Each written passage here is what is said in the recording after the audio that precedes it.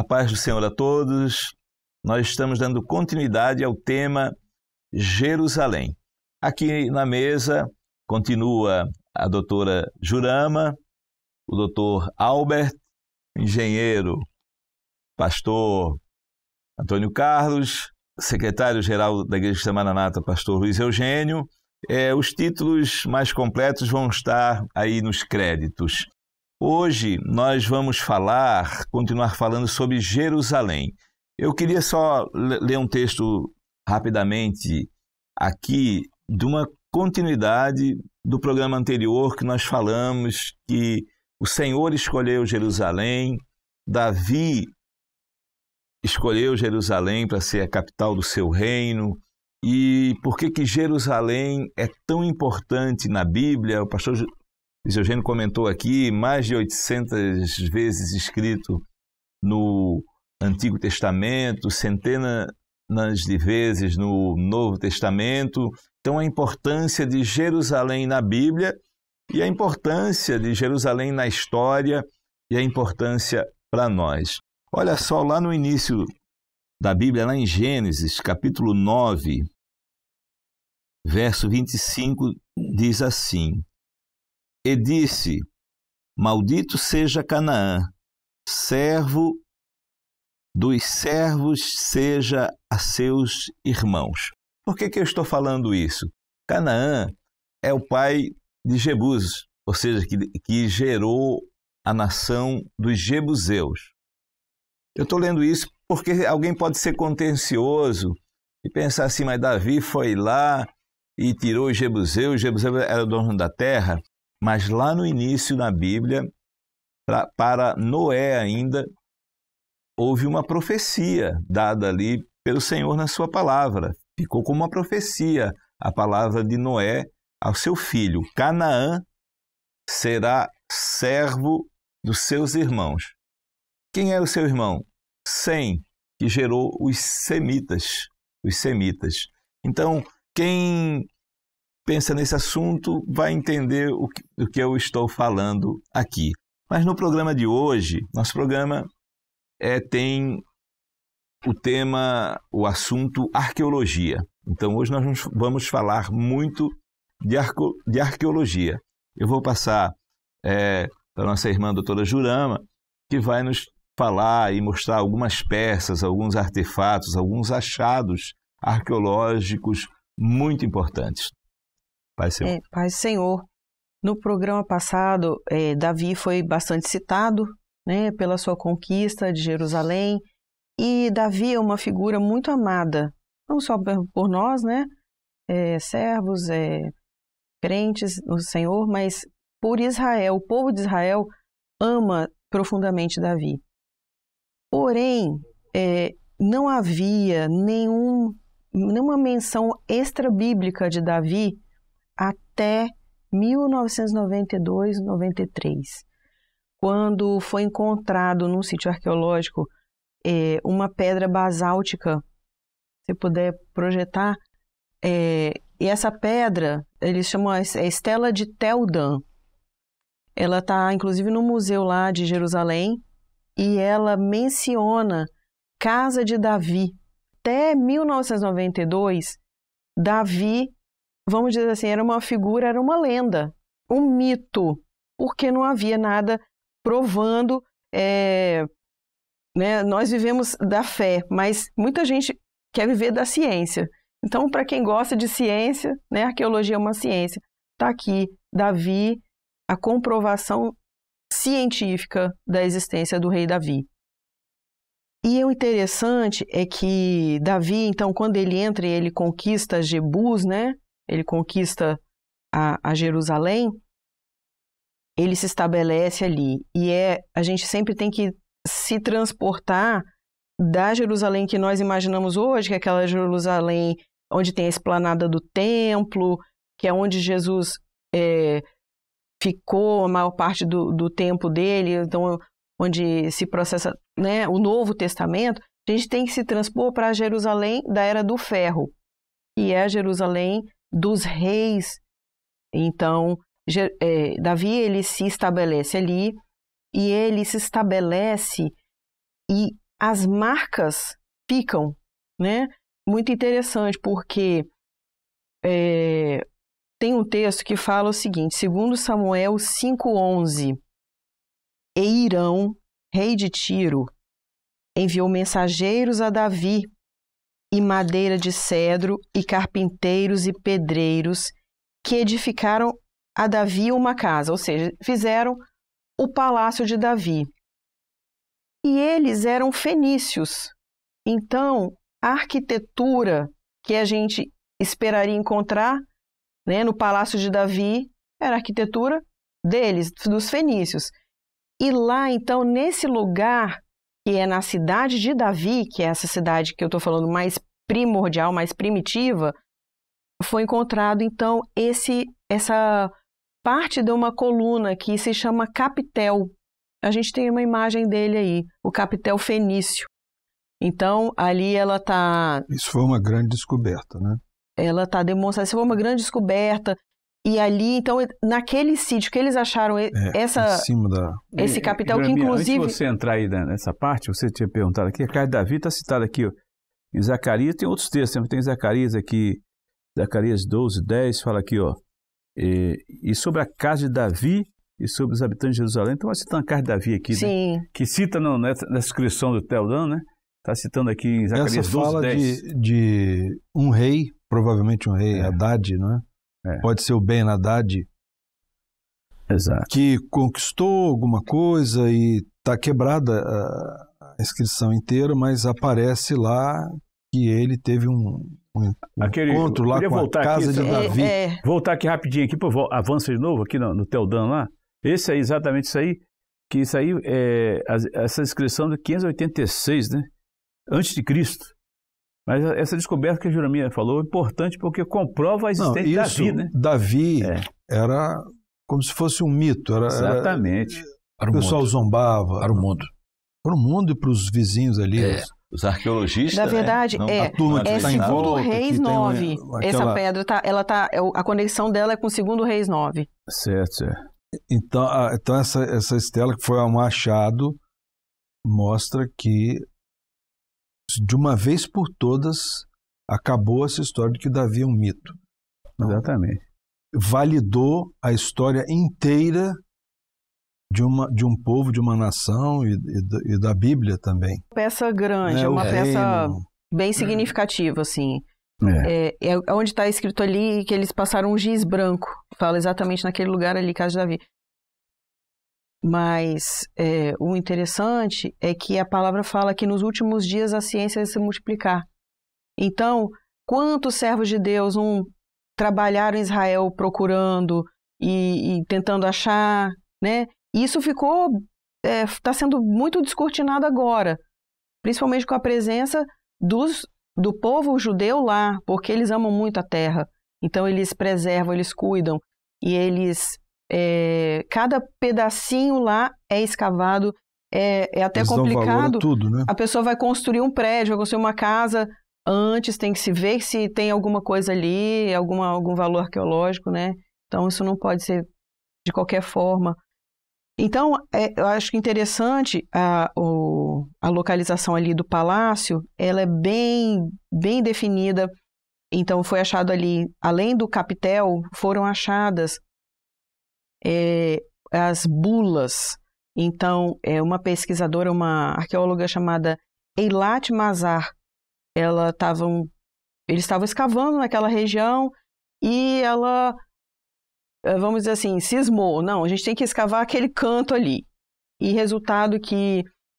tinha muita coisa em cima, né? Muita coisa. Eles tiveram que fazer uma mudança grande do projeto que estava já feito para ser dos lugares escavados. Ela não abriu mão, tem que ser ali, vamos ali tem alguma coisa, enfim. E aí eles acharam, nesse lugar, eles são os selos. Eu trouxe aqui, é uma réplica, obviamente, né? E pode até ser projetado lá também. Então, o que era isso aqui?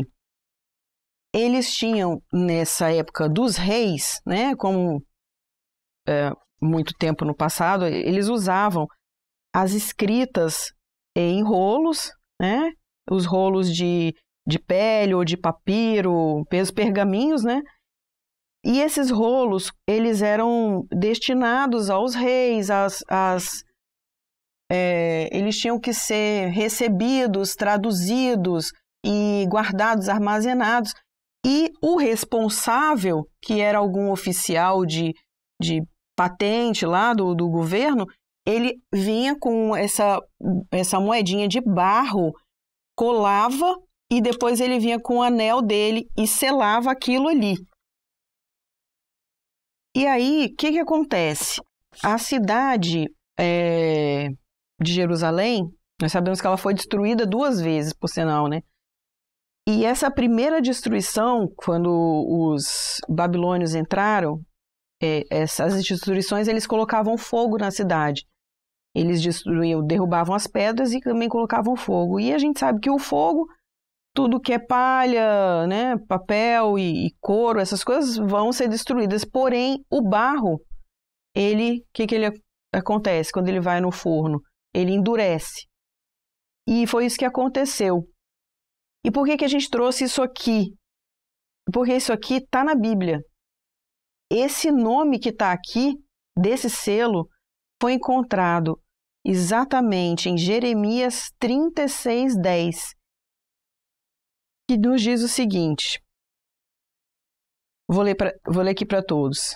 Jeremias 36:10. Leu, pois, Baruque, naquele livro, as palavras de Jeremias, na casa do Senhor, na câmara de Gemarias, filho de Safã, o escriba, no átrio superior, à entrada da porta nova da casa do Senhor, aos ouvidos de todo o povo. Então, mais uma vez, para a nossa compreensão, aqui, nesse selo, está escrito Gemarias, filho de Safã, porque eles não usavam sobrenome, fulano de tal, né? Eles usavam de quem era filho, o nome da pessoa e de quem ele era filho, para identificar. E é exatamente o selo. Como esse selo que eu trouxe, tem vários outros.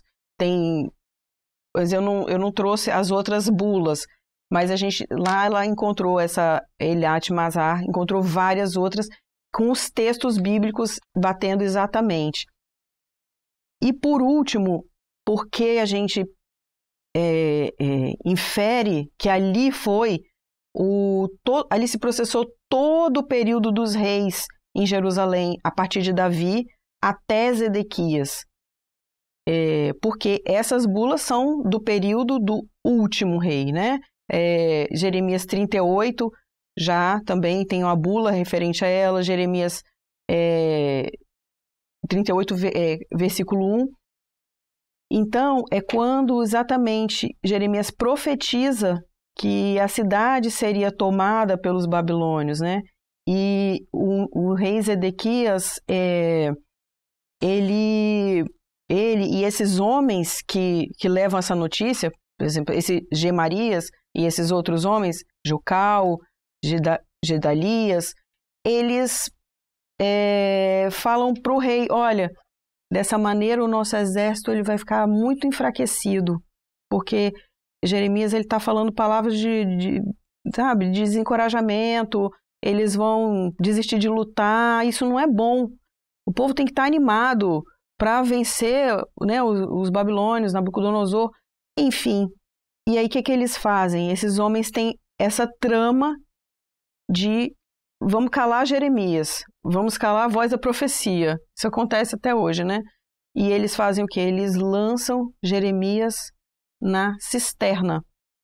E o que é muito interessante, a cisterna foi encontrada também. E eu fiz até um vídeo lá dentro.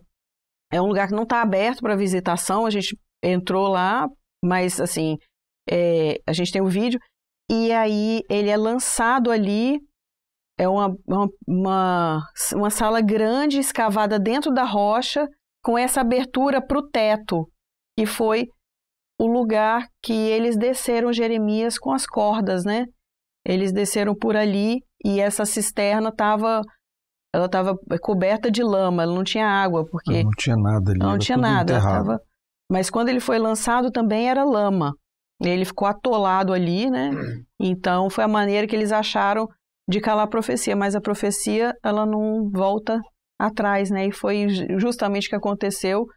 O povo, o primeiro exílio, que foi o babilônico, né?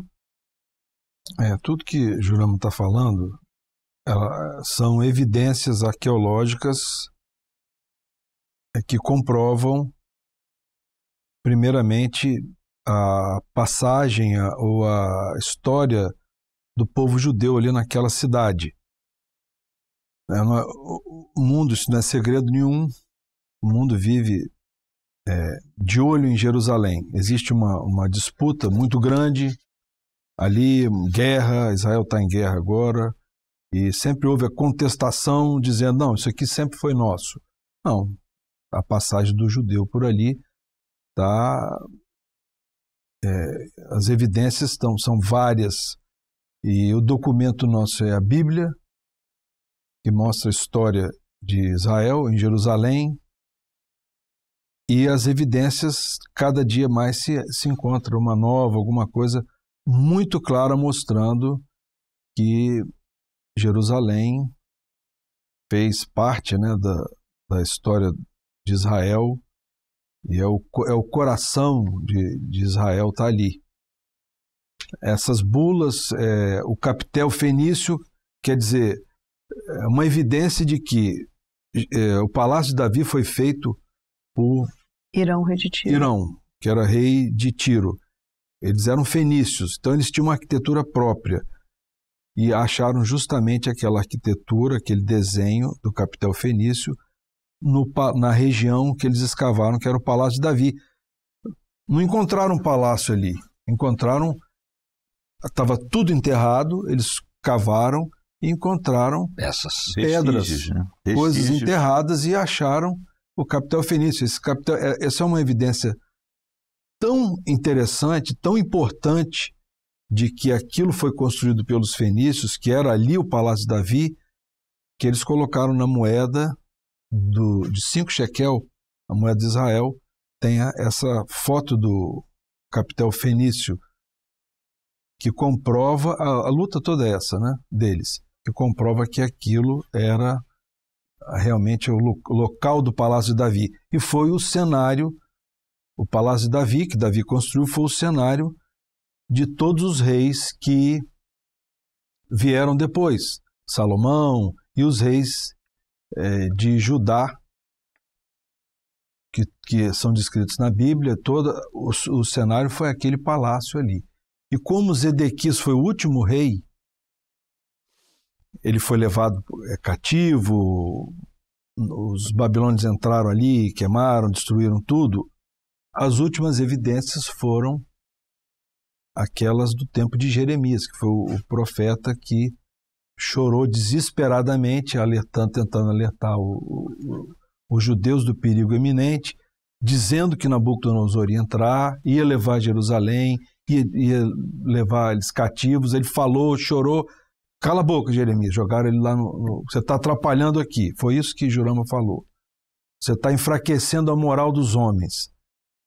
E jogaram Jeremias dentro da cisterna. Eles encontraram a cisterna de Jeremias. Isso é uma coisa nova, tá? Sim. Aquilo estava enterrado, totalmente enterrado. Cavaram, acharam e acharam a cisterna, limparam aquilo tudo. E foi um choque para nós, porque o guia estava conosco e falou assim: eu não sei, eu vou mostrar para vocês uma coisa que não está aberta aqui ainda. Foi lá na porta, abriu, nós entramos aquela caverna, aquele estava iluminada, e eu não fazia ideia daquilo. Ele, engraçado, né, começou a cantar uma música lá, e aquilo reverbera, porque é uma coisa oca. Começou a cantar uma música, todo emocionado, e falou: vocês estão na cisterna de Jeremias. A gente quase caiu para trás, né? Foi um negócio muito emocionante. E as coisas lá são todas assim, são muito emocionantes. É sempre uma história de muita luta, muita persistência, e a arqueologia lá não para, né? Eles escavam 24 horas por dia. Eu acho que quando é sábado, eles pegam os não religiosos e botam para cavar também, não é? o dia inteiro cavando e achando evidência, achando outra evidência. Eles estão validando a Bíblia toda, eles estão demonstrando que Jerusalém é sim a capital de Israel e que o Deus de Israel, da Bíblia, está ali e tudo se comprova. Na verdade, eu acho que, no caso, tinha alguma coisa aí para... Bom, nós estamos aqui mesclando a história, a profecia e as comprovações arqueológicas, não é? Talvez eu tenha que voltar um pouquinho atrás. Nós falamos aqui de Davi, essa figura importante, e Davi fez parte da história de Israel, tanto, não só história, mas também da história profética, porque Davi ele teve a qualidade, a faculdade, né, a qualidade mesmo, de vencer todos os inimigos de Israel. Ele venceu todos os inimigos de Israel. Inclusive os filisteus foram os últimos a serem vencidos, que eles também faziam uma oposição fortíssima. Ele venceu todos. Conquistou Jerusalém. Levou a Arca da Aliança para dentro de Jerusalém. Reestabeleceu o culto. Colocou todo o povo de Israel na presença do Senhor. E estabeleceu uma mentalidade de entendimento da obra de Deus, que é a obra de Davi. E por isso, a figura do Messias, a maior referência do Messias é exatamente Davi, em toda a história de Israel. Nós falamos aqui da conquista de Jerusalém. Interessante que esse lugar separado por Deus para colocar o seu nome, desvendado por Davi, estava previsto na lei de Moisés, que eu gostaria de citar. Sim. Deixei o texto até, se pudesse ser colocado na tela. O primeiro texto está em Deuteronômio, capítulo 12. Então nós estamos dizendo aqui que na lei de Moisés se falava a respeito de Jerusalém. Embora que não dava para entender ainda, porque o mistério só foi revelado na época de Davi, né? Então diz assim, Deuteronômio, capítulo 12, verso 5. Mas buscareis o lugar que o Senhor vosso Deus escolher de todas as vossas tribos, para ali pôr o seu nome e a sua habitação, e ali vireis. Ainda no capítulo 12, mais adiante, verso 11, diz assim: Então haverá um lugar que escolherá o Senhor vosso Deus para ali fazer habitar o seu nome. Ali trareis tudo o que vos ordeno, vossos holocaustos, vossos sacrifícios, vossos dízimos e a oferta alçada da vossa mão. E diz outras coisas. E ainda no capítulo 26 de Deuteronômio, diz assim: E será que quando entrares na terra que o Senhor, teu Deus, te dará por herança e a possuíres e nela habitares, então tomarás das primícias de todos os frutos da terra que trouxeres da tua terra que te dá o Senhor teu Deus, e a porás num cesto, e irás ao lugar que escolher o Senhor teu Deus, para ali fazer habitar o seu nome. Amém. Eu queria fazer uma colocação. Quem assistiu o programa anterior, o episódio anterior, vê que o pastor Luiz Eugênio leu o texto lá que o Senhor escolheu Jerusalém. Mas amém. Eu queria fazer uma colocação em cima das colocações da doutora Juramba, do Dr. Albert aqui e Antônio Carlos. Eu queria fazer uma colocação seguinte. Em Jeremias 38 fala a situação que estava realmente ali em Jerusalém, Israel, a situação daquela cidade que desprezou as orientações do Senhor, certo? Chegou Jeremias, ele era um profeta. O profeta não tem que ter medo de nada, o profeta trazia a profecia. A verdade, a gente chama de verdade absoluta, o que vem da profecia, é o profético, né? Então ele trouxe aquela palavra ali, e a verdade de Deus, muitas vezes não é aceita não, viu? Você Você quer viver uma verdade do Senhor na sua vida, pode estar certo que a sociedade, muitos não vão te aceitar, não. É o que o Jeremias foi um homem desprezado, né? É o homem da lamentação. Então, o que aconteceu? Quando eles queriam silenciar, podemos dizer, a voz profética, a profecia da época. Hoje você vai ver que, às vezes, o senhor quer falar de alguma forma por dons espirituais, a pessoa não crê em dons, no que Deus está falando, não sei o que. Exatamente, Jeremias vivia esse momento. Mas Jeremias não se calou, viu? Ele continuou, porque tinha uma palavra de Deus para aquele povo. Porque, na verdade, antes de Deus executar o juízo, ele estende o braço de misericórdia. Ele deixa o homem se arrepender, o homem se arrependeu. Se ele se arrependesse, o Senhor não ia mandar os babilônios para destruir lá, não. O que acontece? O que eles fizeram? Ao invés de se arrepender, jogaram Jeremias no calabouço vamos expulsar esse homem daqui, que eles consideraram Jeremias como fosse um traidor, um conspirador contra a nação ali, né? Jeremias foi lançado no calabouço, e na solidão, ali naquela solidão. Às vezes nós vivemos nesse mundo um momento difícil. O servo é lançado no calabouço da vida, aí nos problemas da vida, na solidão, na angústia. No desprezo, né? No desprezo. Desprezado, jogado no calabouço. E às vezes é o seguinte, você não tem defesa. Você defende uma verdade absoluta que não é aceita na sociedade relativa de hoje em dia, né? Então o que acontece? A arqueologia mostrou o que aconteceu com Jeremias, tem até o oposto que ele foi lançado aí, né, Jeremias? Exatamente. Agora, a verdade incomoda muitas pessoas, certo?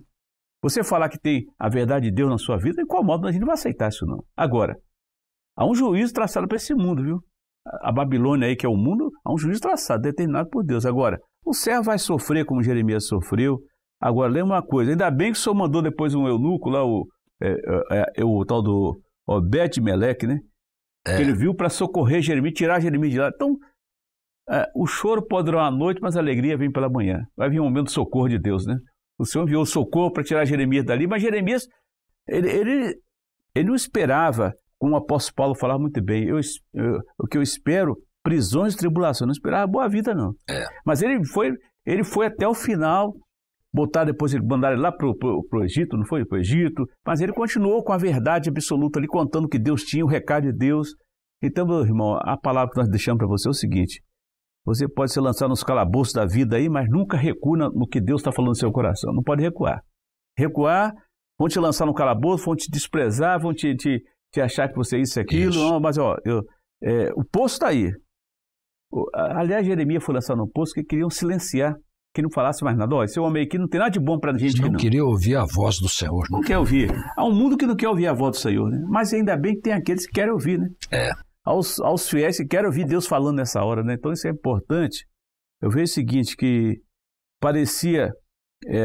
Jeremias talvez pensava, aqui eu morri aqui, nesse poço aqui eu vou morrer. Eu lembro, pai, de uma irmã... Muito insalubre. Um negócio ali. Eu lembro de uma irmã que falou assim, tive um sonho, dia 31 de dezembro eu morria, certo? Eu tô angustiado aqui. Eu falei, não, irmã, isso não é morte... Você não vai morrer dia 31, não. Isso não é o discernimento desse, não. O que é? Dia 31... A senhora tem que ter cuidado com o que você vai festejar nesse dia, que você pode morrer espiritualmente. Ela falou, ainda bem, pastor, pensei que fosse morrer.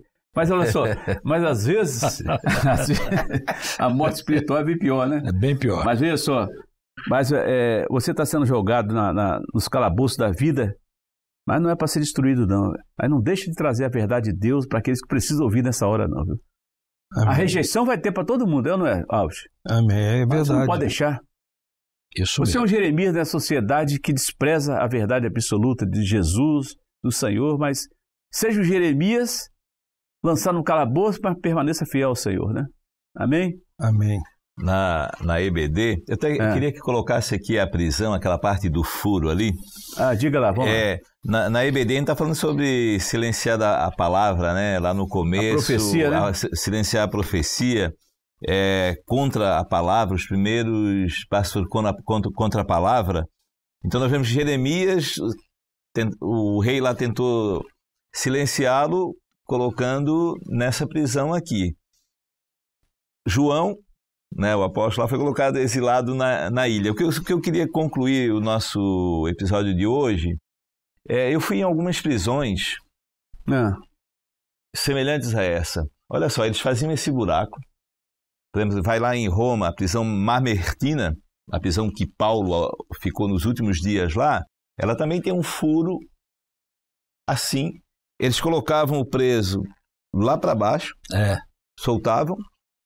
Aqui fora é uma rocha, não tem saída nenhuma, não tem nada, não tem como alguém vir libertá-lo, não tem como ele fugir. Aqui eles colocam um alimento e quando ele é solto, joga uma corda, puxo ele de volta lá, né? Eu fui na prisão Mamertina, eu fui lá na suposta prisão de Jesus lá em Jerusalém. Elas são todas semelhantes a isso aqui, né? Então, o rei lá, quando se incomodou com Jeremias, vou isolá-lo do mundo, colocou ele por uma corda aqui para baixo e fica ali isolado, um negócio muito insalubre.